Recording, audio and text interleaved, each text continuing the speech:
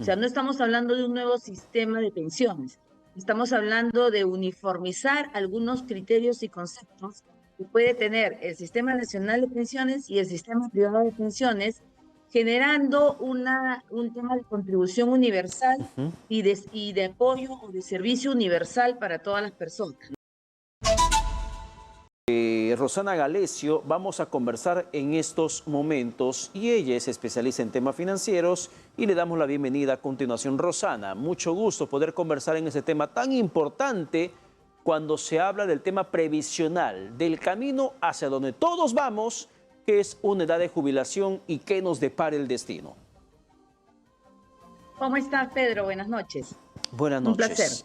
A ver, un poco, danos más desmenuzada esta idea que tiene el Ejecutivo, el MEF, respecto al sistema de pensiones en el país.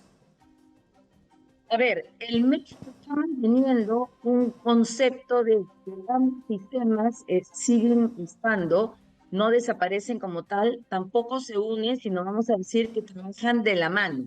O sea, no estamos hablando de un nuevo sistema de pensiones, estamos hablando de uniformizar algunos criterios y conceptos que puede tener el Sistema Nacional de Pensiones y el Sistema Privado de Pensiones, generando un tema de contribución universal Ujú. y de apoyo o de servicio universal para todas las personas, ¿no? Entonces, vamos a decir que el MEF habla de mantener que se tiene, pero organizar de la forma que llegue a lo más recóndito que en este momento no está llegando, desde aquel que está en extrema pobreza o en el programa de Pensión 65 contigo, hasta aquel que puede trabajar de manera independiente y que no le es atractivo en este momento aportar a ningún sistema de pensiones, ¿no?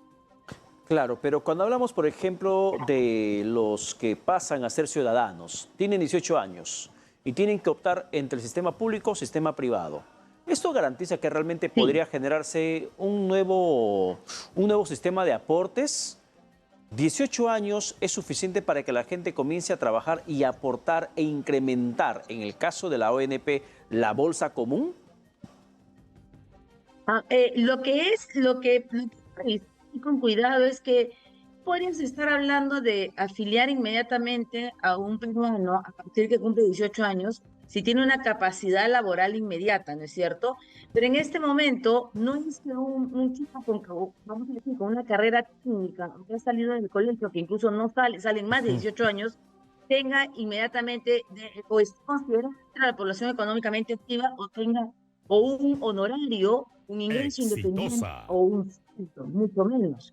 Entonces, le queda ahí un híbrido porque necesitando eso, al contrario, los jóvenes emprenden muchas veces, muy jóvenes, pero la oportunidad de que se puedan vincular a una planilla o a un honorario como independiente es más de los 18 años, ha generado un poco más de años, vamos a decir, de camino. Entonces, es ahí donde habría que revisar a la hora de emitir reglamentos, que ya se termine de aprobar hay un reglamento y un procedimiento, cómo se va a captar a estas personas, qué tipo de aporte podría ser un jovencito de 18 años que todavía si quiere tiene un trabajo, ¿no? Exacto, ahí va justamente mi pregunta. O sea, básicamente lo que se quisiera hacer es Sí. amarrarlo ya con una empresa que administra fondos de pensiones o en todo caso amarrarlo ya con el sistema público antes de que empiece su vida laboral. Es cierto que habría que trabajar con pinzas, hay unas áreas grises todavía que habría que ponerse de acuerdo.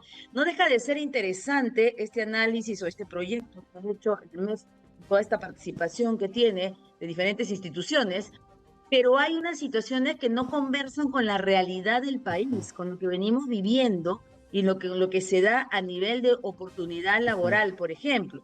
Y es yo pienso que es lo mismo que tú, o sea, que un chico cumple la mayoría de edad y a partir de ahí está con un compromiso que inmediatamente genera un ingreso, sea independiente o sea dependiente, va a tener que decidir por uno de los dos sistemas, entrando de forma automática al sistema nacional y pudiendo cambiarse en cualquier momento al sistema privado. Pero ¿qué tanto tiempo puede pasar y o qué capacidad laboral garantiza el Estado, el país, para que estos chicos se puedan insertar en sus primeros trabajos? Eso es lo que ahí queda Ujú. un área gris que no lo vivimos, que no es realidad, que no si vivimos ahorita. Rosana, hay un punto sí que coinciden en propuestas desde el Congreso o básicamente la Comisión de Economía como el Ministerio de Economía y Finanzas. Hace un instante en el bloque anterior hablábamos del tema de la informalidad, de cómo es que estamos sobrepasando 70, 74, 75% en varias regiones del país, donde la informalidad no solamente es el tema del comercio ambulatorio. Informal son aquellos, por ejemplo, trabajadores que cobran por recibo por honorarios, están dentro de una empresa formal, sí, pero están como informales. Aquellos que en empresas privadas o públicas, perdón, son locadores de servicios, cobran por recibo por honorarios a través de orden de servicio. Son informales también. Y lo que apuntan tanto el MEF como el Congreso es que ese sector informal que cobra por recibo por honorarios, cuarta categoría, también aporten de forma obligatoria. Es una experiencia que en su momento, recordarás Rosana, ya lo quiso hacer Ollantumala en el gobierno humanista, sí, pero retrocedió y se dejó sin efecto. ¿Cómo se podrá hacer viable en estas situaciones que en estos momentos estamos hablando? Ahora, esta misma intención. Mira, si nosotros hablamos del punto de vista de cómo ha avanzado la oportunidad de que personas que están por locación de servicios o recibo por honorarios, vamos a decir que ahora se cuenta con información que es mucho más fidedigna, que está digitalizada, que de alguna manera la tienes en línea, porque ahora todos los recibos son electrónicos y todo lo demás. Sin embargo, esto invitaría a que el independiente que no cumple descuentos de planilla o aportaciones, piensa su recibo por honorario, porque muchas personas están de acuerdo, contraten así, va a irse al mercado informal o de qué manera va a trabajar, porque también es cierto que cuando tú comienzas a hablar de obligatoriedad, las personas comienzan a asustarse con ese tema, ¿no? Y lo otro que es bien contradictorio es que la mayor cantidad de locación de servicios se tienen en las entidades públicas. Entonces, desde ahí debería partir supuestamente esta captación de profesionales, como bien llamamos, que sí están en un mercado informal porque están pasando un comprobante y están bajo una modalidad que no les correspondería porque tienen subordinación, porque están día a día, porque reciben instrucciones y no tienen ningún tipo de otro beneficio. Ahora, ahí viene un tema que yo te pongo sobre la mesa. Ok, un independiente no tiene beneficios sociales, sí, pero sí va a tener la obligación de contribuir para una pensión. Eso se les va a hacer atractivo porque tú tienes a una persona que cumple todos los días, muchas veces hasta marca su jefe, tiene un jefe encima, tiene una subordinación y le pasan un recibo por honorario, pero no le pagan gratificación ni CTS. No me pagan mis beneficios, pero sí me va a exigir la norma que yo tenga que aportar a un sistema de pensiones. Entonces, ahí gris que se tendría que revisar cómo se hace atractivo cuando yo sé que no soy realmente un locador y que estoy perdiendo la oportunidad de recibir beneficios sociales. Exactamente, y es creo que hacia donde con sinceridad hablando las cosas, apuntan ambas propuestas, tanto del Congreso como del Ejecutivo, porque Sí. el gran universo o la masa económica que necesitan captar es de la informalidad, de los que emiten recibo por honorarios, que no están capitalizando fondos porque simplemente no están obligados en este momento, como están, no están obligados. Y es hacia ese universo de informales donde se está apuntando para dar sostenimiento al sistema privado como al sistema público. Sí, y que incluso con la afectación económica que ha tenido el país desde la pandemia y posterior, que se han mantenido situaciones de impacto en la canasta básica familiar, en los ingresos, ya teniendo que son las mismas personas que muchas veces apuestan por locación de servicios para recibir un poquito más en el Sí. neto de fin de mes, pese a que no tienen beneficios sociales o tienen varios trabajos. Entonces, es ahí donde uno dice, ¿y de qué manera vas a captar eso o vas a generar una obligatoriedad? Una obligatoriedad cuando de por sí yo he estado subempleado o subempleado porque no es lo que me corresponde. Entonces, me tendrán que ajustar el honorario para yo poder contribuir a un sistema de pensiones. Y eso va a encarecer entonces la contratación para los emprendedores o las empresas medianas. Entonces, hay que revisar. Lo otro que también me parece que se está abriendo la probabilidad tener planes de pensiones, por ejemplo, bancos o instituciones financieras, las compañías de seguros. Compañías de seguros a nivel peruano de aquí que están bien vistas en nuestro país, los bancos son en realidad de mucha aceptación de la población, van a tomar en cuenta este tipo de planes de pensión que les puede dar un banco, una compañía de seguro. Ya. Las compañías de seguro están bastante golpeadas en credibilidad también, ¿no? Entonces, no me parece interesante el planteamiento, pero vamos a llevarlo al peruano de a pie. Se le respetable, interesante, tener un plan de pensiones con una compañía de seguro cuando vemos la cantidad de reclamos y quejas por diferentes atenciones de seguro que no son bien vistas. Dentro de lo que, por ejemplo, también maneja el Ejecutivo, básicamente, Rosana, es el tema de los aportes voluntarios. Exactamente, ¿cómo entiendes tú que se está manejando? El aporte voluntario no se podría entender que incentivas al informal, al que emite recibo, ciertos beneficios, no sé, una deducción tributaria sobre tu renta anual, si es que pasas el monto mínimo, en el tema de consumo de restaurantes, alguna deducción, una devolución para que puedas contribuir al sistema de pensiones. Eso podría entender en un incentivo de aporte voluntario, pero no, reitero, en el tema del de cuarta categoría se está estableciendo un aporte obligatorio sobre el monto que vas a comenzar a facturar, tomando como base el sueldo mínimo de 1.025 soles. Pero el aporte voluntario, ¿para quién funcionaría? ¿A quién aplicaría aporte voluntario? Voluntario en realidad siempre ha existido. En algún momento de mucho apogeo, entre el 2005 y 2012, un poquito más, captaban muchos aportes voluntarios. Vamos a decir que yo tengo un dinero adicional que estoy ahorrando y yo estaba en la AFP y hacía un aporte sin fin previsional que ganaba en las inversiones que hacían o fondos mutuos y me hacía ganar dinero a mí. En realidad, ahí es una metodología transversal de esta parte voluntaria que lo puede utilizar cualquiera, pero que yo por mi decisión voy a como que a invertir mi dinero en el sistema de pensiones para poder hacer uso de él a futuro como yo quiero. Entonces, es interesante por varios años, más de 10 años, y se mucho dinero, sobre todo el nivel 3 o el ahorro 3, el sistema 3 de la AFP ganó muchísimo dinero en algún momento, perdió bastante peso con muchos aportantes. Entonces, creo que sería el que menos se tomaría en cuenta, porque siempre para hacer caso a este tipo de cosas vamos a lo que es obligatorio, ¿no? Más que a lo que es voluntario. Entonces, tendría que tener unas tasas interesantes, tendría que tener unas comisiones, por ejemplo, sí sería interesante una comisión que se cobre cuando mi dinero gana rentabilidad como tal. Entonces, ya, vale la pena, no pongo en un depósito ni en otro tipo de ahorro, o no tengo mi dinero, como ha pasado en los últimos 2 años, que ha salido mucho dinero del Perú a inversiones en el exterior, sino hago aportes voluntarios en este tipo de planes, ¿no? Claro, y la reforma va en el sentido solamente de los aportes, más no del manejo de las AFPs. Nadie, por ejemplo, está tocando, ni el Congreso ni el gobierno están tocando las ganancias que tienen las AFPs, aunque el aportante termine perdiendo. Ese esquema, al menos en lo que estoy leyendo, no se ha modificado, no se ha tocado, solamente están apuntalando en el aporte. E insisto, en el aporte del sector informal, donde está el universo, más del 70% de la PEA, en estos momentos que deja de aportar, y eso evita que haya más capitalización del fondo de pensiones o también más incremento del fondo común del sistema público. Exitosa. Pero el tema de las AFPs, ¿cómo lo manejan? No lo están tocando. No se ha tocado en el documento.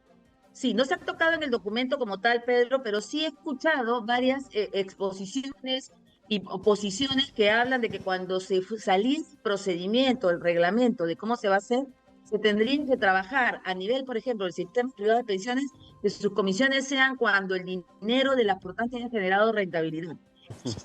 Golazo sería una posición interesante para retornar a un sistema de pensiones, porque recordemos que a raíz de la pandemia muchos se retiraron y prefirieron manejar su dinero de manera individual, o sea, con emprendimientos personales o familiares.